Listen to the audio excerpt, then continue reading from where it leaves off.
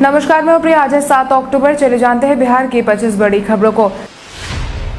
Driver, research officer और अन्य पदों के लिए निकाली गई रिक्तियां। केंद्रीय यूनानी चिकित्सा अनुसंधान परिषद ने ड्राइवर, रिसर्च ऑफिसर और अन्य पदों के लिए आवेदन की मांग की है। इच्छुक और योग्य उम्मीदवार केंद्रीय चिकित्सा अनुसंधान परिषद भर्ती 2020 के लिए निर्धारित प्रारूप के माध्यम से 2 नवंबर 2020 तक या उससे पहले आवेदन कर सकते हैं। योग्यता की बात करें तो इच्छुक उम्मीदवार के पास मैट्रिक की डिग्री रहना अनिवार्य कर दिया गया है। इसके साथ ही हल्के और भारी वाहनों के लिए वैध ड्राइविंग लाइसेंस और 2 वर्षों का अनुभव अनिवार्य है। आज बिहारी पहचान में हम बात करेंगे नवल किशोर धवल की। नवल किशोर धवल का जन्म बिहार के नालंदा जिले के एक गांव में 11 नवंबर को हुआ था। नवल किशोर धवल पेशे से लेखक, शायर, कवि, एडिटर और पत्रकार भी थे। धवल का जन्म भले ही नालंदा जिले में हुआ था, मगर उनकी परवरिश मुंगेर जिले में हुई थी। नवल किशोर धवल ने स्वतंत्रता सेनानी के रूप में भी 1932 में भी अहम भूमिका निभाई थी। स्वतंत्रता की मुहिम में उन्हें 10 बार सलाखों के पीछे भी जाना पड़ा था। वहीं बतौर लेखक उन्होंने बांध और धारा, विभीषण का बेटा, मन का फेर और एक बात, घर हाथ जैसे किताबों का लेखन किया था। आपको बता दें, नवल ने अपने किताबों का लेखन तब किया था जब वो बतौर literature officer in song and drama section of public relation Bihar में कार्यरत थे। बीपीएसएससी ने दरोगा, सार्जेंट और सहायक जेल अधीक्षक की लिखित परीक्षा के लिए जारी की तारीख। दरोगा, सार्जेंट और सहायक जेल अधीक्षक के लिए होने वाले संयुक्त मुख्य लिखित परीक्षा 29 नवंबर को होगी। वहीं पुलिस अवर सेवा आयोग ने अपनी वेबसाइट पर इस बात की जानकारी दे दी है। इसके साथ ही प्रवर्तन अवर निरीक्षक और एएसआई स्टेनो के लिए भी लिखित परीक्षा का आयोजन दिसंबर महीने में किया जाना है। बिहार पुलिस अवर सेवा आयोग ने दरोगा, सार्जेंट और सहायक जेल अधीक्षक के 2446 पदों के लिए संयुक्त मुख्य लिखित परीक्षा की तारीख 11 अक्टूबर को तय कर दी थी। हालांकि चुनाव के चलते परीक्षा केंद्र उपलब्ध नहीं होने के बाद इसे स्थगित कर दिया गया। पिछले दिनों 29 नवंबर को यह परीक्षा आयोजित करने की बात आयोग की तरफ से कही गई थी।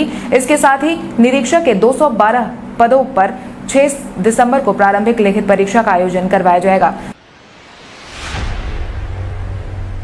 सुशांत सिंह राजपूत मामले को तुल देने की बात को महाराष्ट्र के गृह मंत्री ने बताया साजिश। सुशांत सिंह राजपूत मामले में एम्स की तरफ से साझा की गई रिपोर्ट के बाद राजनीति शुरू हो गई है। इसी क्रम में महाराष्ट्र के गृह मंत्री अनिल देशमुख ने मंगलवार को अपना बयान जारी करते हुए मुंबई और महाराष्ट्र पुलिस को बदनाम करने की साजिश के मामले में जांच के आदेश दे दिए हैं। इसके साथ ही उन्होंने विपक्षी पार्टी भाजपा पर भी आरोप लगाते हुए कहा है कि सरकार और पुलिस की निंदा करने की जो कोशिश की गई है उसके लिए पूर्व मुख्यमंत्री और वर्तमान समय में बिहार के चुनाव प्रभारी देवेंद्र फडणवीस से माफी भी मांगने की मांग की है।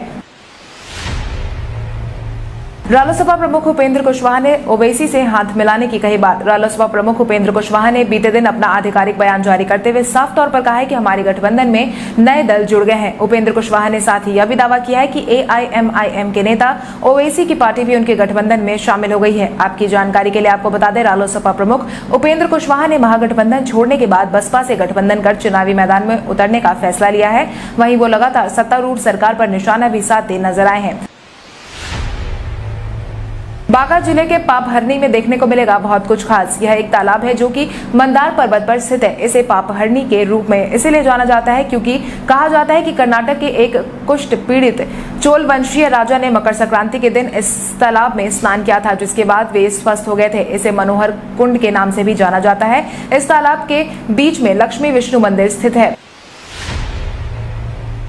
बिहार विधानसभा चुनाव में एनडीए के पोस्टर में नहीं मिली चिराग को जगह। बिहार विधानसभा चुनाव में एक बार फिर से पोस्टरबाजी का सिलसिला शुरू हो गया है। साझा की गई जानकारी के अनुसार एनडीए की तरफ से नया पोस्टर जारी किया गया है, जिस पर राजनीति शुरू हो गई है। एनडीए ने अपने पोस्टर से चिराग को बाहर कर दिया है। वहीं भाजपा अध्यक्ष संजय जायसवाल ने भी चिराग को लेकर अपना बयान जारी किया है, जिसके तहत उन्होंने साफ तौर पर कहा है कि अगर वो नीतीश कुमार के नेतृत्व को नहीं स्वीकारेंगे तो उन्हें एनडीए से भी हटना पड़ेगा। उन्होंने कहा है कि रामविलास पासवान सक्रिय होते तो ये स्थिति उत्पन्न नहीं होती। उनकी तबीयत खराब होने के कारण ही ऐसी स्थिति उत्पन्न हो गई है।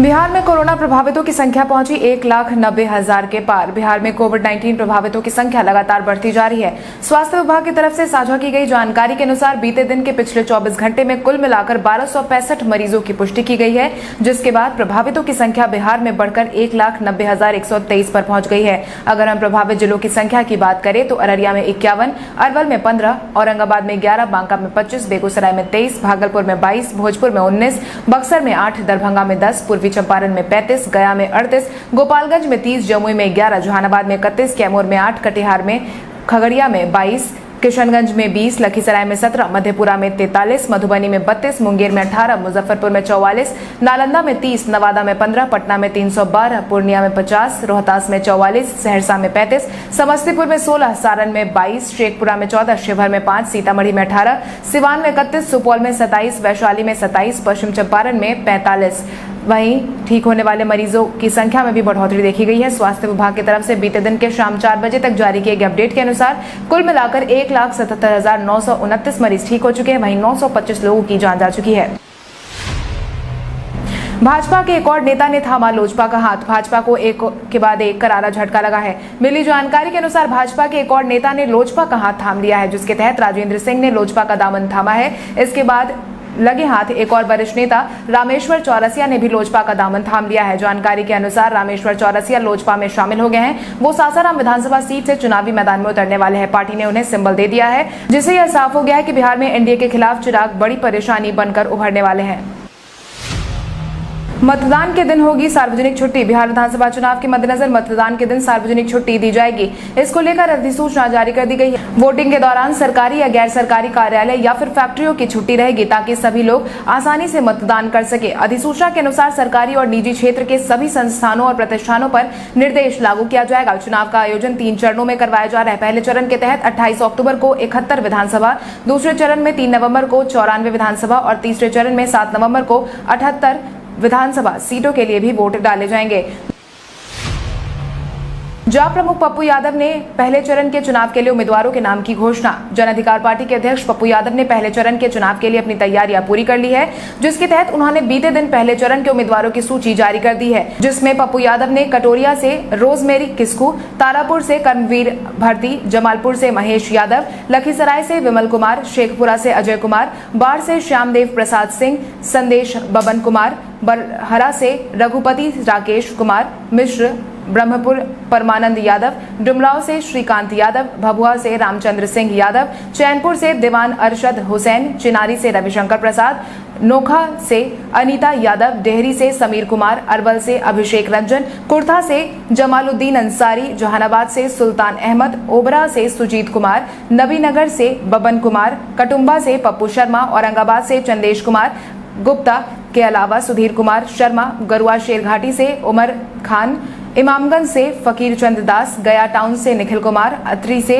सुशील कुमार, वजीरगंज से राजीव कुमार, रजौली से दीपक कुमार, सिकंदरा से मदन तांती और जमुई से शमशाद आलम को टिकट सौंप दिया गया है।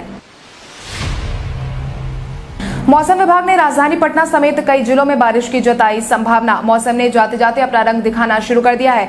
मानसून के जाते जाते बिहार के कई जिलों में अच्छी खासी बारिश देखने को मिल रही है। मौसम विभाग के मुताबिक बंगाल की खाड़ी में बने चक्रवात की वजह से बिहार के कई हिस्सों में बारिश हो रही है। मौसम विभाग की माने तो आज भी बारिश होती रहेगी। मौसम वैज्ञानिकों के मुताबिक बंगाल की खाड़ी में काफी मात्रा में नमी आ रही है। इसके कारण ही बिहार में अच्छी बारिश हो रही है। मौसम विभाग के मुताबिक आज भी पटना समेत सूबे के अन्य हिस्सों में बारिश होने की संभावना है।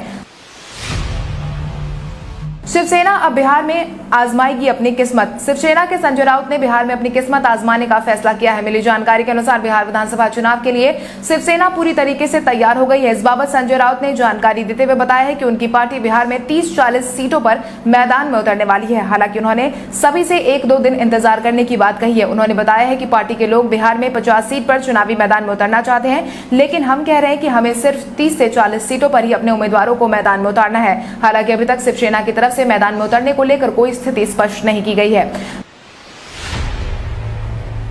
बिहार की राजधानी पटना में वाहन जांच मुहिम की एक बार फिर हुई शुरुआत। चुनावी माहौल के बीच बिहार की राजधानी पटना में एक बार फिर से वाहनों की जांच की प्रक्रिया शुरू कर दी गई है। बेली रोड से लेकर बोरिंग रोड स्टेशन, गांधी मैदान सहित पटना के कई इलाकों में वाहन चेकिंग की प्रक्रिया एक बार फिर से शुरू हो गई है। गांधी मैदान के इलाके में तो पुलिस बल की भारी संख्या देखने को मिल रही है। हर आने जाने वाले वाहनों की जाँच की जा रही है। जाँच मुहिम में बड़ी संख्या में महिला पुलिस कर्मियों को भी तैनात किया गया है। बड़ी गाड़ियों के साथ साथ छोटी गाड़ियों को भी जाँच की जा रही है। कागजात सही नहीं पाए जाने पर पुलिस फाइन भी ले रही है। वाहन चेकिंग के दौरान दरभंगा पुलिस को मिली बड़ी सफलता। बिहार विधानसभा चुनाव में धनबल को रोकने की पूरी कोशिश की जा रही है, जिसके तहत लगातार पुलिस कर्मी ऐसे लोगों को पकड़ने में लगे हुए हैं जो पैसे के दम पर वोट खरीदने की साजिश करने में जुटे रहते हैं। इसी क्रम में बिहार के दरभंगा जिले में पुलिस कर्मियों को बड़ी सफलता हाथ लगी है। दरभंगा जिले में वाहन जाँच के दौरान पुलिस बल को 1 करोड़ रुपए कैश गाड़ी में मिली है। जिले के विशनपुर थाना क्षेत्र में इतनी बड़ी रकम पकड़ी गई है। आपको बता दें, पैसे से भरी इस गाड़ी को समस्तीपुर से जयनगर की तरफ लेकर जाया जा रहा था। नीतीश कुमार ने चिराग पासवान पर साधा निशाना। आगामी विधानसभा चुनाव से पहले बयानबाजियों का दौर जारी है। वहीं रार तकरार की राजनीति भी साफ तौर पर देखने को मिल रही है। वहीं एनडीए से अलग हुए चिराग पासवान पर इन दिनों सबकी नजर बनी हुई है। इसके तहत अब मुख्यमंत्री नीतीश कुमार ने भी उन पर निशाना साधना शुरू कर दिया है। बीते दिन मुख्यमंत्री नीतीश कुमार ने अपना बयान जारी करते हुए कहा कि आज जो रामविलास पासवान राज्यसभा के सदस्य बने हैं वो किसकी बदौलत बने हैं? क्या वो अपनी बदौलत बन गए हैं? उनकी पार्टी के तो 2 ही विधायक हैं। क्या 2 विधायक वाली पार्टी राज्यसभा का सांसद बन सकती है? इतना ही नहीं, उन्होंने तेजस्वी यादव को भी निशाने पर लेते हुए साफ शब्दों में कहा है कि तेजस्वी को बिहार में हुए कामों की कोई जानकारी ही नहीं है, इसलिए वो बयानबाजी में उलझे नजर आते हैं। एनडीए में हुआ सीटों का बंटवारा। बिहार विधानसभा चुनाव की तारीखों के ऐलान के साथ ही राजनीतिक पार्टियों ने सीटों के बंटवारे की प्रक्रिया तेज कर दी है। बीते दिन एनडीए में भाजपा और जदयू ने सीटों का बंटवारा कर दिया है। दोनों ही पार्टी के नेताओं ने सीटों को लेकर औपचारिक ऐलान कर दिया है। इसके तहत 243 सीटों पर बिहार में विधानसभा चुनाव में भाजपा 112 सीटों पर चुनावी मैदान में उतरेगी, तो वहीं जदयू 115 सीटों पर मैदान में उतरने वाली है। महागठबंधन को छोड़कर एनडीए ज्वाइन करने वाले मुकेश सहनी को पार्टी वीआईपी 9 सीटों पर अपने प्रत्याशी उतारेगी। वहीं जीतन राम मांझी की पार्टी हिंदुस्तान आवाम मोर्चा यानी कि हम 7 सीटों पर अपने उम्मीदवार उतारने वाली है। हमने अपने उम्मीदवारों के नाम की घोषणा भी कर दी है। चिराग पासवान ने एक बार फिर नीतीश से पूछे सवाल। अपना बगावती रवैया दिखा चुके चिराग पासवान अब खुलकर मुख्यमंत्री नीतीश कुमार पर निशाना साधते नजर आ रहे हैं, जिसके तहत उन्होंने बीते दिन एक बार फिर से नीतीश कुमार को सीट बंटवारे के ऐलान के तुरंत बाद एक आरोप लगाए हैं। जिसके तहत उन्होंने कहा कि अगली सरकार बनते ही 7 निश्चय योजना में हुए भ्रष्टाचार की जांच कर पाएंगे। सभी जिम्मेदार व्यक्तियों को आप हिरासत में लेने का काम करेंगे। इतना ही नहीं, लंबित पड़ी राशियों को भी तुरंत भुगतान करेंगे ताकि अधूरे पड़े काम जल्द से जल्द पूरे हो सके। आपको बता दें, बिहार में 7 निश्चय योजना मुख्यमंत्री नीतीश कुमार का ड्रीम प्रोजेक्ट है, जिसको लेकर चिराग कई बार बयान जारी कर चुके हैं। एनडीए में शामिल हुए मुकेश सहनी, सन ऑफ मल्ला मुकेश सहनी ने भाजपा का दामन थाम लिया है। सीट बंटवारे को लेकर राज्य से नाराज हुए सहनी ने एनडीए में जाकर गठबंधन कर लिया है। मिली जानकारी के अनुसार एनडीए की तरफ से मुकेश सहनी को कुल मिलाकर 9 सीटें दी गई हैं, जिसके साथ ही तमाम सस्पेंस भी अब खत्म हो गया है। एनडीए के अंदर अब कुल मिलाकर 4 पार्टियां आ गई हैं, जिसमें वीआईपी भी अब एक बड़ी सहयोगी बन गई है। हालांकि एनडीए का हाथ थामने से पहले सहनी ने उपेंद्र कुशवाहा और पप्पू यादव की तरफ से भी ऑफर आने की बात कही थी। फील्डिंग के दौरान आईसीसी के नियम को तोड़ते दिखे कोहली। इन दिनों आईपीएल के 13वें संस्करण के तहत आरसीबी की कप्तानी कर रहे विराट कोहली मैदान में लंबे समय के बाद फॉर्म में नजर आ रहे हैं। वहीं दिल्ली के साथ खेले गए मैच में विराट कोहली आईसीसी के नियम को तोड़ते देखे गए। दरअसल फील्डिंग के दौरान दुबई इंटरनेशनल स्टेडियम में दिल्ली के खिलाफ मैच में कोहली ने शॉर्ट कवर पर फील्डिंग करते हुए अपनी तरफ तेजी से आई गेंद को रोका और उसके बाद उस पर लाड़ लगा दी।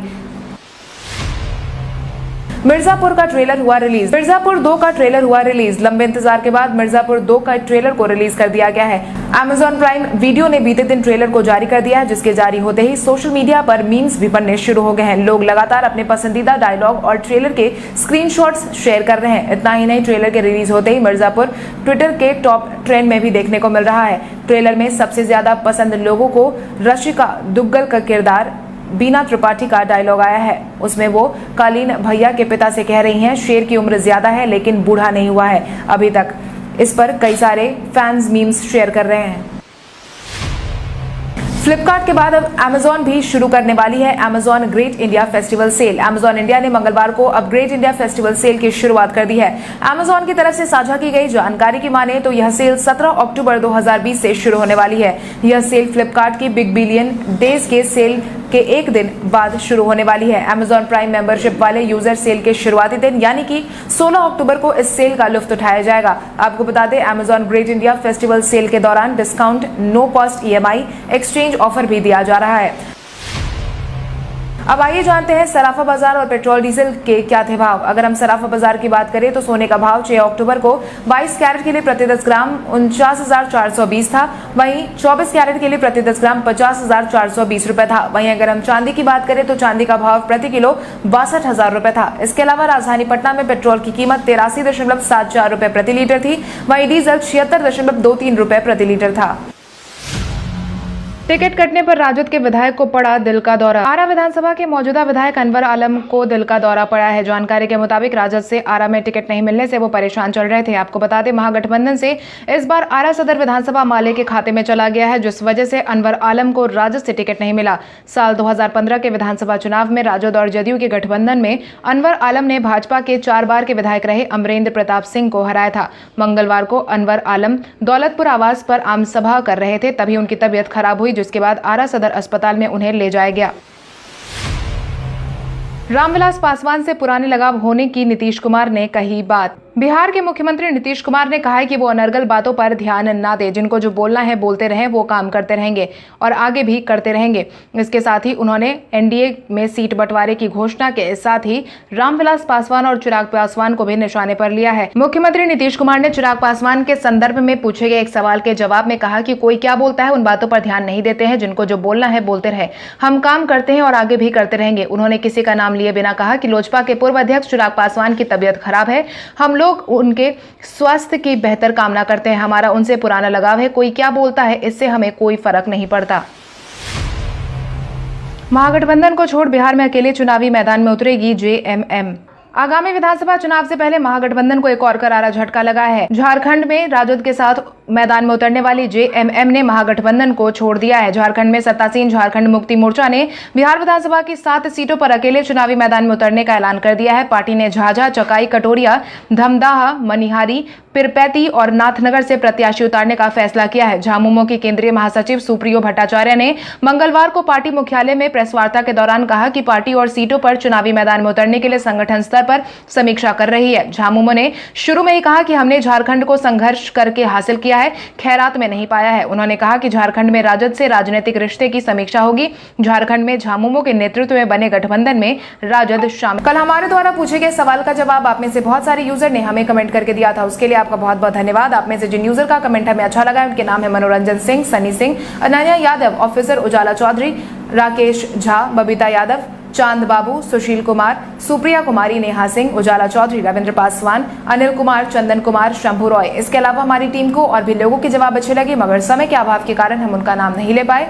लेकिन आप हमारे सवालों का जवाब देते रहे, हम कल आपका नाम लेने की पूरी कोशिश करेंगे। तो चलिए बढ़ते हैं आज के सवाल की ओर। आज का सवाल कुछ इस प्रकार है, आपके अनुसार वीआईपी प्रमुख मुकेश सहनी के एनडीए में शामिल होने से एनडीए को फायदा होगा या नहीं? अपने जवाब हमें कमेंट करके जरूर बताएं। इसके साथ ही आज के लिए बस इतना ही। अगर आप ये वीडियो हमारा यूट्यूब पर देख रहे हैं तो हमारे चैनल को सब्सक्राइब करें और बेल आइकन दबाना ना भूलें। और अगर आप ये वीडियो हमारा फेसबुक पर देख रहे हैं तो इस वीडियो को लाइक करें और ज्यादा से ज्यादा शेयर करें। धन्यवाद।